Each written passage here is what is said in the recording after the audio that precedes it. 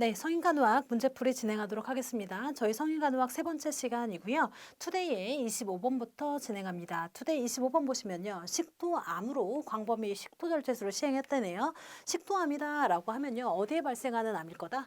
당연히 식도에 발생하는 악성종양을 식도암이다라고 할 수 있겠죠. 식도암이라고 하는 것은 식도는 장막이 없기 때문에 림프를 타고 전이가 굉장히 빠른 게 특징이다라고 얘기를 할 수가 있겠습니다. 그래서 식도 같은 경우에 식도암이 발생했을 때 주로 어떤 증상이 나타나냐? 식도암, 모든 암도 비슷한데요. 모든 암은 초기에는 별로 증상이 없어요. 그런데 그 암이 악화가 되면 될수록 증상이 다양하게 나타나는 게 특징이다라고 할 수 있겠죠. 그럼 식도암에서 나타날 수 있는 증상은 뭘까? 일단 식도에 있으니까 뭔가 잘 삼키기가 어려워지겠죠. 그래서 초기에는 괜찮은데 먹을 때마다 삼킬 때마다 아파, 연화, 통이 발생할 수 있고요. 점차 증상이 심해지면서 연화, 곤란 같은 것들이 발생할 수가 있고요. 그리고 목에 관련돼서 뭔가 꺼끌꺼끌 걸리는 것들이 있어요. 그래서 만성적인 기침을 나타내는 게 특징이다라고 할 수 있고 심하면 토하기도 하고요. 그리고 이 식도암이나 후두암 이런 것들에서는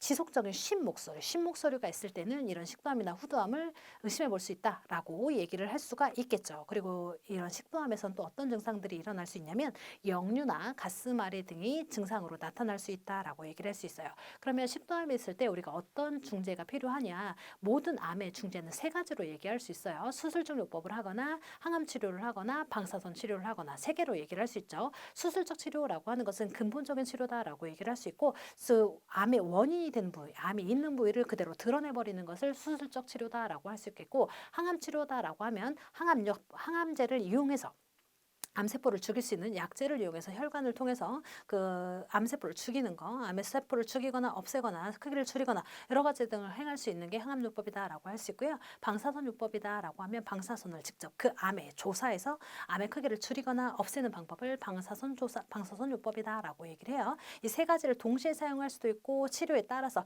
그 환자 상황에 따라서 선택할 수 있다라고 얘기를 할 수가 있죠. 그럼 식도암에서는 보통 이렇게 수술적 요법을 시행하게 되는데 광범위 식도 절제술을 시행하거나 식도 확장술을 시행하거나 인공 식도관을 삽입하는 수술을 하게 되는데요. 이런 식도 절제술을 시행했다라고 하면 식도 절제술을 했어. 식도랑 기도는 벽 하나를 두고 마주보고 있죠.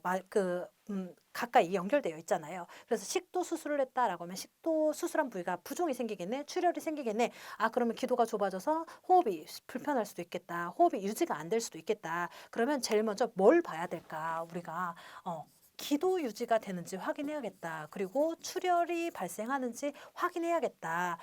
이런 것들이 가장 우선적인 간호중재다라고 얘기를 할 수가 있겠죠. 그래서 여기서도 지금 우선적인 간호중재가 뭐냐라고 물어봤으니까 식도와 기도는 장 하나를 사고 앞에가 기도, 뒤에가 식도이잖아요. 그래서 여기 식도 수술을 했기 때문에 기도 유지가 안 될 수가 있겠구나. 제일 첫 번째로 기도를 유지한다. 얘를 조금 더 정확하게 표현하자면 기도 개방성이 유지되는지 확인하는 게 중요하다라고 할 수가 있겠죠. 이게 1번 우선적인 간호다라고 얘기를 할 수가 있어요.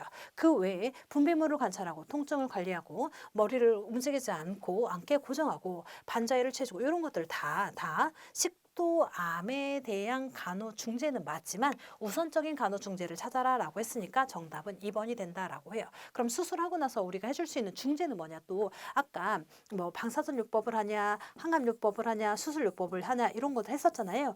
그 외에 우리가 식도암이다라고 하면 식도를 통해서 뭔가를 못 먹겠네? 라고 할 수 있겠죠. 그러면 영양 관리 해줘야겠네. 영양 관리 뭘로 해줘야 될까? 못 먹는다고 하면 정맥을 통한 TPN 시행해야겠죠. 그리고 뭐 가능하다면 위간을 삽입해서 영양액을 주입할 수도 있겠죠. 하여튼 영양 관리 해줘야겠다라고 얘기를 할 수 있고요. 그리고 만약에 영양 관리를 할 때는 또 체위가 중요하겠다라고 할 수 있는데 이 체위라고 하는 것은 영양 관리할 때도 중요하지만 일반적인 식도암 환자에게 적용되는 체위다라고 할 수 있어요. 그래서 식도암 같은 경우에는 일단 식후 1시간의 반자이나 자해를 유지함으로 인해서 위의 폐망과 역류를 방지하는 게 중요하겠다라고 얘기를 할 수가 있겠습니다. 그럼 이런 식도암은 어떤 사람들에게 잘 걸릴까? 과연 원인이 뭘까라고 한다면요. 원인은 과도한 흡연, 과도한 음식, 자극적인 음식을 자주 섭취하는 거, 그리고 뜨거운 음식, 농약 이런 것들로 의해서 주로 발생하는 게 식도암이다라고 얘기를 할 수가 있겠습니다.